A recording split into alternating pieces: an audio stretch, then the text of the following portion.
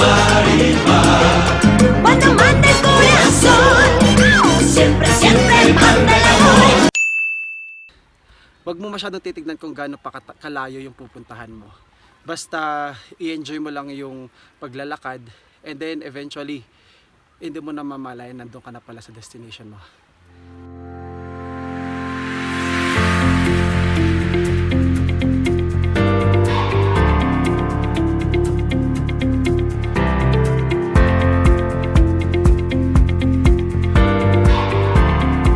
Hello guys, so we're leaving for a 3-day camp sa Pescegallo. Ayan. Hi! Hi! Ano yung dalawang essentials na dinala nyo ngayon for the camping? Camera at saka GoPro. Pagkain, tsaka tulugan. Ikaw? Bag ko tsaka say. Food. Saka sarili ko. Ay, Yung gamit ko tsaka ikaw.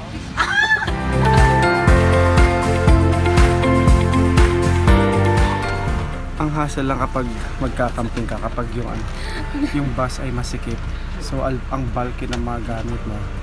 Hi guys, nandito na kami sa may Pescegallo. And yan, magkakape lang muna kami sa isang bar dito. And magbibili ng lunch. And then start na kami mag-trek.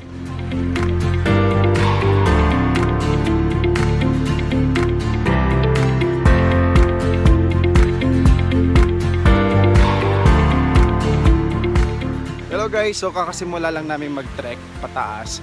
Ang una naming pupuntahan ay yung Lago di Pescegallo. Pero yung destinasyon na talaga namin ay Passo di San Marco. Say hi!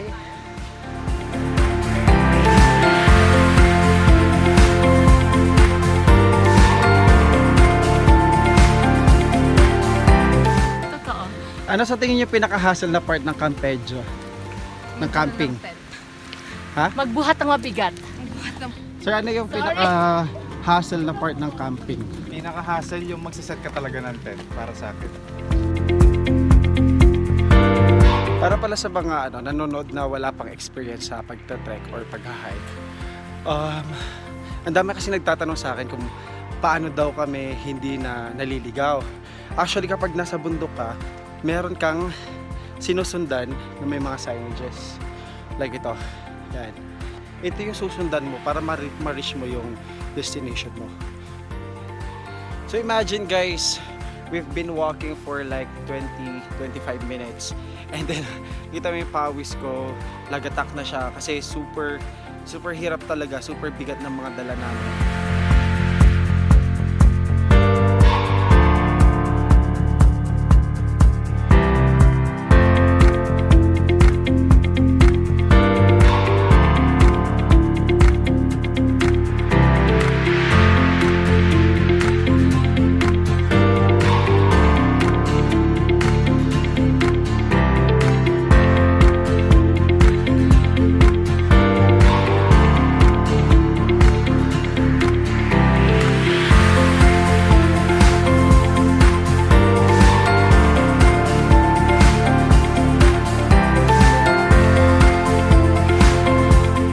Ragazzi, il sentiero è abbastanza sfidoso. Yeah. Sfidoso pag challenging. Challenging siya. Se volete parlare italiano bene, italianatevi, ok?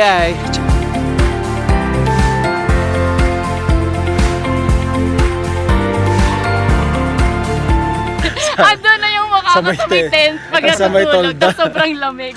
Yung pinaka-memorable sa akin yung nag-camp kami, 4 kami sa tent. Tapos umutot ako. First trek namin na Binagyo kami. First camp na Binagyo. Wow. Something amazing about this mountain is that kita niyo yung mga stones and yung mga rocks.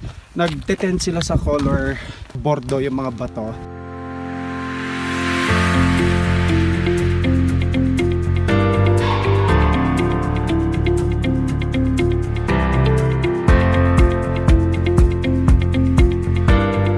Para makapunta ka dun sa masarap at saka magandang view, no? Kailangan mo siyang pagpawisan, kailangan mo siyang pagpaguran, no?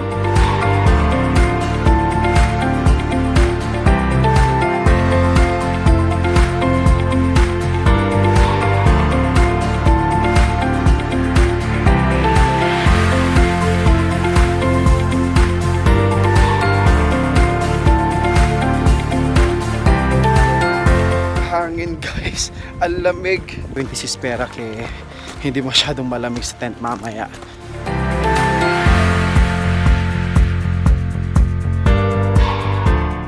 Kinikisig na yung mga paa namin guys. Super pagod kasi talaga. Imagine yung nasa likod namin, ayan. There. Diyan kami galing. Mula doon sa may tuktok doon, bumaba kami ganyan 2 oras. Pero prior to that, nasa 1 oras kalahati na din kami naglalakad. Ito yung nahanap namin place saan pwedeng mag-set up ng camp, ng tent, sorry. So parang, wow. Okay, very good siya. Pero 6 hours na kami naglalakad. Okay guys, ang bagal ninyo. Ano daw? And I'm exhausted. I am super duper tired. But look, dito ako sa top. And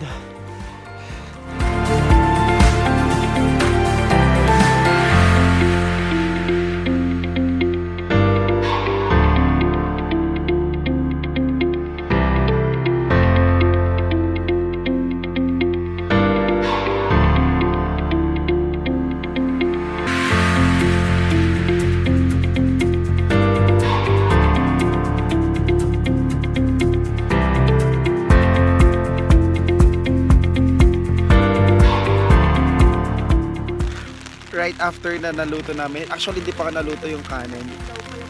Hilaw pa yung kanin, umulan na siya. So, kinailangan natin pumasok ulit sa tent. Yan. Grabe, ang lakas ng hangin guys. Kita nyo ba? Ang lakas! Oy, Jay, andito kami. Hamak ano kami ha? Lakas nga ng hangin. Ang lakas ng hangin, Jay. Ako talaga nandito sa hangin. Yan.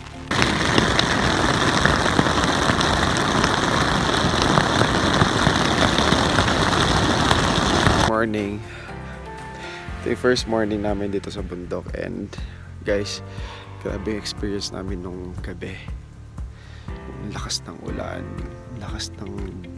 Actually bumagyo siya for almost an hour. And alam niyo yung parang ang lakas ng ulan, lakas ng hangin, ang lamig. Tapos yung tent mo parang yayanigin na, parang lilipa rin na siya. So parang yun yung feeling ko, parang takot na takot ako nun. Kasi first time ko ma-experience yung camping na binabagyo.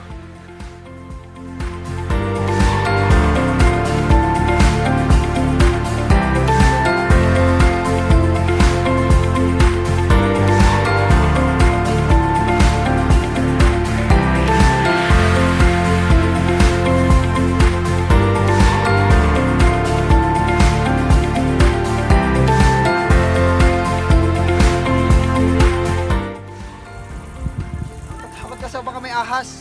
Wala dyan, wala.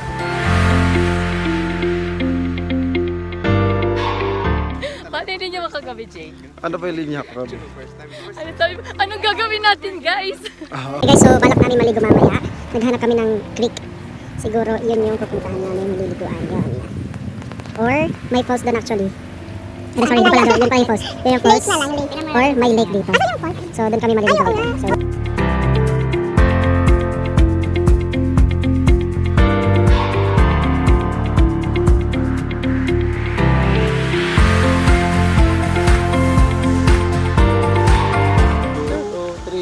Go.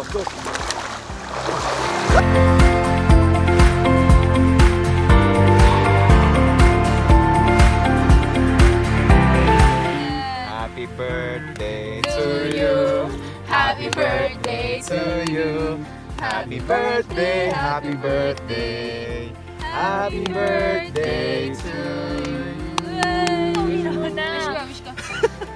Okay guys, it's 8:20 PM. Nagre-ready na ulit kami kasi yan kita niyo yung mga ulap na yan.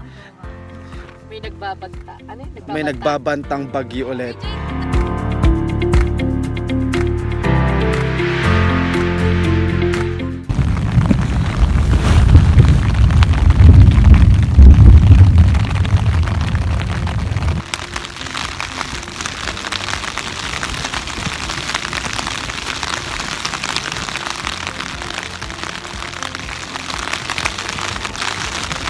nakakatakot kasi ang lakas talaga ng ulan sa kanila. Sobrang lamig yun. Good morning! Yan guys, ang lamig. Sobrang lamig, pero yung lamig niya yung sakto lang. Yung parang sa Baguio lang, pero sobrang lamig talaga.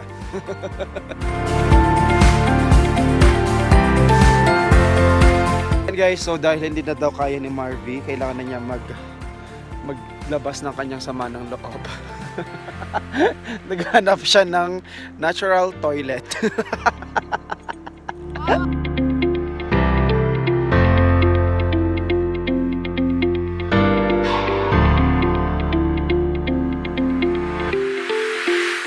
Mars, ano yung natutunan mong lesson sa ating camping adventure? Keep calm. Kahit na bumabagyo, sobrang lakas ng bagyo, you just have to keep your calmness kasi in the end, matatapos din naman Giorno. siya.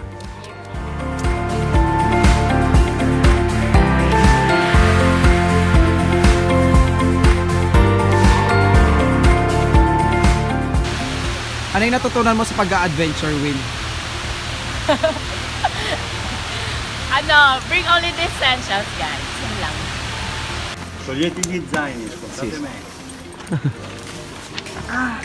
C'è tutta una catena di montagne e l'acqua cade tutta qui. E dietro c'è la Valtellina. Alena. Yung love for nature, hindi naman siya boom, na first trek mo, love mo na agad, addict ka na agad sa nature. No, it's a process. Dapat dine-develop siya. Right? Right.